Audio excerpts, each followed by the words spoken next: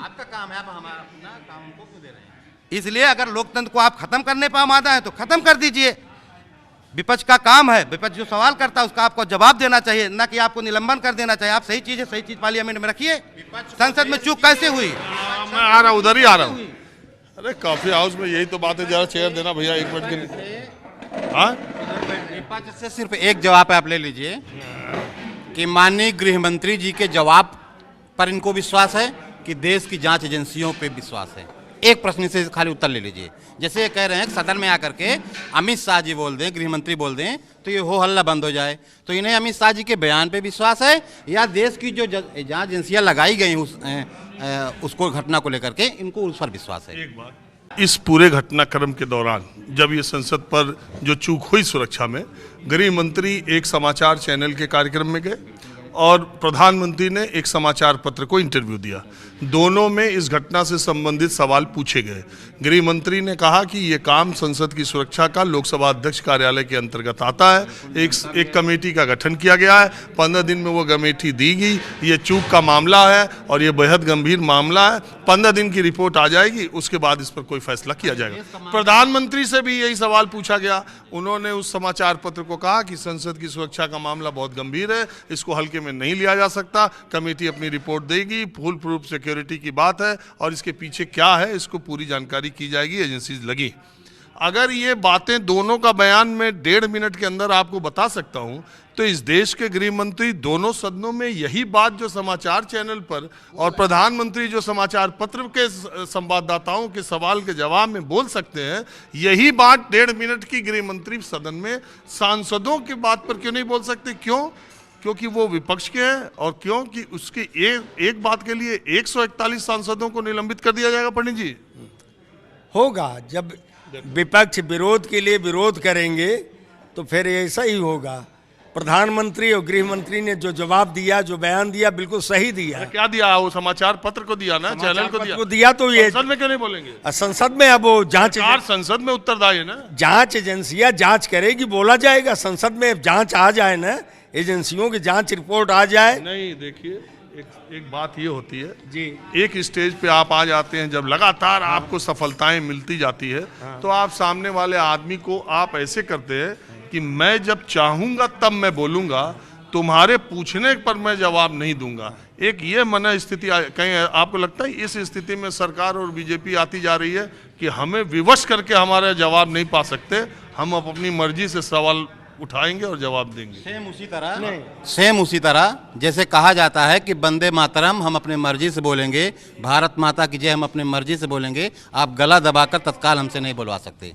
विपक्ष का ये भी कहना, लेकिन सरकार ये दबाव क्यों? सरकार तो ये दबाव क्यों? जब उनसे कहा जाता है कि आप भारत माता की जय सदन में बोलिए, तब वो कहते हैं आपके कहने से हम सदन में नहीं बोलेंगे, हमारी जब मर्जी होगी तब हम भारत माता की जय बोलेंगे। अरे तो कॉन्स्टिट्यूशन में भारत माता की जय और वंदे भारत सारे राज्य के निवासियों के लिए उसका बंधन नहीं है और न कंपलसरी है, लेकिन कॉन्स्टिट्यूशन इस बात का प्रावधान देता है कि केंद्रीय जो कार्यपालिका है वो विधायिका के प्रति जवाबदेह होगी और संसद में हमारे नुमाइंदे जाएंगे और उनके लिए क्वेश्चन आवर 1 घंटे का रखा गया है और अलग अलग नियमों के तहत अगर इम्पोर्टेंट तुरंत कोई इंपॉर्टेंट सब्जेक्ट है तो सरकार को विवश जवाब देने के लिए करेंगे। इसका प्रावधान कॉन्स्टिट्यूशन में, वंदे भारत गाना ना गाना, भारत माता की जय गाना, एक राष्ट्रवादी को इस गाना चाहिए, हमारे राष्ट्रगीत को नारा लगाना चाहिए, अलग बात है, लेकिन आप सही में अगर कोई गाना नहीं चाहता है तो उसके गर्दन पे तलवार नहीं रखेंगे। ये दोनों दो मसले हैं, मेरा ये कहना है। ये बिल्कुल जवाबदेही है, लेकिन विपक्ष को भी धैर्य पूर्वक उनकी भी जिम्मेदारी बनती है कि वो समय आने दीजिए। बिल्कुल सदन में जाएंगे, कोई गृहमंत्री जी भगेड़ू नहीं है, ऐसा नहीं है कि वो देश से बाहर चले गए हैं, वो सदन में जाएंगे, उनका भी एक समय है, उनका भी एक प्रोटोकॉल है, समय पे जाएंगे, प्रधानमंत्री भी जाएंगे जवाब पहले। इसके लिए 141 सांसद निलंबित कर दिए जाएंगे। नहीं, अगर कोई भी नियम कानून लागेगा, तो ये मोदी जी की सरकार है, इसको भी विचार करना पड़ेगा विपक्ष को। मानते हैं ये मोदी सर्वोपरि है? हाँ बिल्कुल, जनता सर्वोपरि है। इसका जवाब जनता 2024 में देगी, 2024 में। और अभी से मैं कह रहा हूं, इस बार 400 पार। कहाँ? संसद में अरे लोकसभा लोकसभा में हमारे 400 से अधिक मेंबर आएंगे और जनता लाएगी। कितना सांसद है लोकसभा में? लोकसभा में 543 हैं। सही गलत का फैसला चुनाव कर देगा कि हम 543 की बात नहीं कर रहे हैं, हम विपक्ष को भी रखना चाहते हैं। हम तो जनता से निवेदन करेंगे कि 10 साल तक विपक्ष में मान्यता नहीं दिया जनता ने किसी विपक्षी दल को, न कांग्रेस को न किसी दल को। और 2024 में हम भगवान से प्रार्थना करेंगे कि जनता को कुछ ऐसा भगवान प्रेरणा दे कि विपक्ष जो है उनको मान्यता मिले, वो सारी सदस्य संख्या के 1/10 आ जाए, 53-54 सांसद किसी एक दल के जीत जाएं। आप देखिएगा जनता जवाब देगी, और जनता ने जवाब दिया। इन 3 राज्यों में जनता ने जवाब दिया। तेलंगाना में हमारा मतलब वो बेस नहीं है, वो भाषा का कुछ ऐसा है कि वो भाषा हमारी समझ नहीं पाते। जहाँ राम मंदिर का ज्यादा नहीं चल रहा है हिंदुत्व का, वहाँ थोड़ा डाउन हो जा रहा है। अब देखिए हम तो ये बताएंगे, धर्म पहले राजनीति बाद में। पहले धर्म प्रधान है। धर्म के आधार पर ही ये भारत जो है हजारों लाखों साल से जीवित है और जीवित रहेगा। और धर्म नहीं रहेगा तो राजनीति का कोई मतलब नहीं है। भारतीय धर्म तो 4 था इस देश में, तो धर्म 4 माना गया, हिंदू धर्म, मुस्लिम धर्म, सिख धर्म, ईसाई धर्म। अब एक ये सनातन धर्म की बात करने लगते हैं। ये धर्म कहाँ से आ गया? हम लोग पढ़े लिखे लोग हैं, इतिहास भी पढ़े हैं, पॉलिटिक्स भी पढ़े हैं, लेकिन कहीं से सनातन धर्म का जिक्र नहीं हुआ है। धर्म का अफीम खिला करके जनता को कब तक गुमराह करेंगे आप? धर्म ईसाई धर्म कितने साल का है? मोहम्मदन धर्म कितने साल का है? जो धर्म की बात करते हैं, धर्म केवल एक है, केवल सनातन धर्म। सनातन धर्म से ही सब पैदा हुए हैं। ये जितने लोग पैदा हुए हैं, अभी पता नहीं कितने धर्म पैदा होंगे, ये विपक्ष वाले पैदा करेंगे। मंदिर बनवाइए, हम मंदिर बनवाने का विरोध नहीं कर रहे हैं, लेकिन आपका काम है। 1 मिनट ये सुनिए जी, आपका जी। देखिए, राजनीति के मूल विषय मुद्दे होने चाहिए स्वास्थ्य, शिक्षा, सड़क, पानी, बिजली, सुरक्षा, जी ठीक है।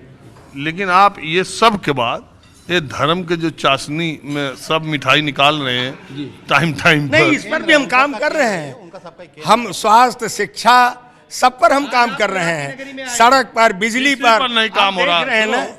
आज आप प्रयाग की नगरी में आए हैं, ये दुनिया का सबसे बड़ा मेला यहाँ लगता है। दुनिया के लोग यहाँ आते हैं। पूछिए चिकित्सा के क्षेत्र में आपने क्या किया? अगर कोई छोटी सी बात हो जाती है, आप यहाँ इलाज नहीं करवाते, हम लोग दिल्ली और लखनऊ जाने की बात कर रहे हैं। इलाहाबाद में चिकित्सा की व्यवस्था कौन करेगा? सिर्फ मंदिर बनवाने से काम चलेगा? इसकी व्यवस्था कौन करेगा? प्रयागराज में चिकित्सा की जो बहुत पैसे वाले हैं वही मेदांता वगैरह सब जाते हैं, नहीं तो लाखों जनता यही इलाज करा रही है। सरकारों के ख्याल के लोग हैं, जो पुरानी सरकारों के ख्याल के लोग हैं, जिन्हें लगता है कि सरकारी सिस्टम ऐसे ही चलता है, वही दिल्ली, लखनऊ या प्राइवेट अस्पताल को अपने वरीयता देते हैं। और जिन्हें विश्वास हुआ मोदी और योगी जी की सरकारों पे और सिस्टम पे, वो स्वरूपरानी में आप जाकर के देखिए। अगर आप प्रयाग बदलने पर आए हैं तो स्वरूपरानी अस्पताल, बेली अस्पताल, कालविन अस्पताल आपके बगल है। सरकारी अस्पतालों का क्या हाल है पूरे देश में हमको मालूम है। अब पंडित जी के खुदा इलाज कराना हो तो नहीं जाएंगे। आम आदमी के लिए माननीय मोदी जी ने गारंटी दिया है। आदरणीय रंजन जी, आप यहाँ से परिचित हैं। 5 साल 7 साल बाद जो प्रयागराज में आ रहा है, इलाहाबाद से जब से प्रयागराज हुआ, वो पहचान नहीं पाएगा कि वही पुराना इलाहाबाद है कि क्या है। स्वर्ग बनता जा रहा है, स्वर्ग जैसी अनुभूति हो रही है यहाँ प्रयागराज में। पर्चा नहीं बनता, जान लीजिए, सरकारी अस्पताल में पर्चा नहीं बनता। अरे इसी सब चर्चा में आपका क्या विषय है? आपने जो सवाल किया जो है, देश के लोकतंत्र में का मंदिर है संसद भवन, और उस संसद भवन में यदि अगर इस तरह की घटनाएं होती हैं, 2 लोग जो है जो बेरोजगार कह करके कूदते हैं और गैस का गोला छोड़ते हैं, तो ये घटना संसद भवन में खास तौर से नहीं होनी चाहिए। क्योंकि आज की तारीख में केवल जो नरेंद्र मोदी जी की जो सरकार चल रही है, भारतीय जनता पार्टी की सरकार चल रही है, वो केवल हिंदू मुसलमान, भारत पाकिस्तान और मंदिर मस्जिद पे केवल चल रही है। एक भी विकास कार्य इनका ऐसा नहीं है कि जो ये बता सकें।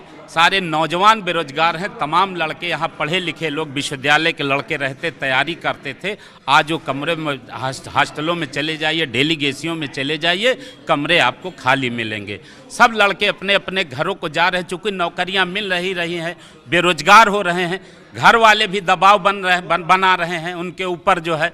तो जो है इनको चाहिए कि एक भी विकास का मुद्दा, अगर 5 काम ये बता दें भारतीय जनता पार्टी के विकास के, उत्तर प्रदेश में बता दें, तो इसके अलावा 5 काम तो हम मान लेंगे इनको। लेकिन आप इलाहाबाद में, प्रयागराज में कितने